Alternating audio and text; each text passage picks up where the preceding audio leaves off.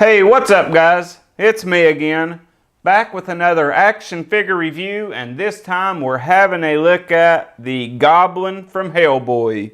Now this ain't a figure that I would have normally sought after, but I picked him up dirt cheap on eBay along with two other Hellboy figures that I will be reviewing.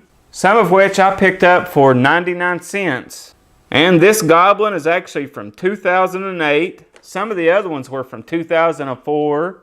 But I'm going to get this Goblin out of this packaging now so we can have a look at the Goblin and all these things he comes with.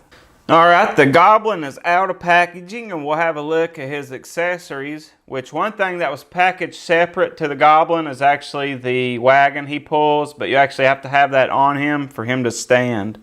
And the first thing we have here is his wooden crutch. This one is sculpted into his arm. This one was actually separate, you put in his hand. You have this pail of muddy water, which you can see the water inside there, actually glossy stuff in there, looks really cool. You have this little lantern. You have a second pail of muddy water. And you have another lantern with some ash in it. So for me, if all I wanted was the accessories just for other figures, this would have been worth picking up. But now let's have a look at the figure itself. The sculpt work on this again is just absolutely fantastic. I think they did a great job on that head sculpt. Looks like a really nasty goblin, broken horn. He's got these crabs all over him and they used a glossier paint on those crabs. It looks really cool. And here is the crutch that was sculpted onto him. It actually has a piece cut out so it can articulate at the elbow.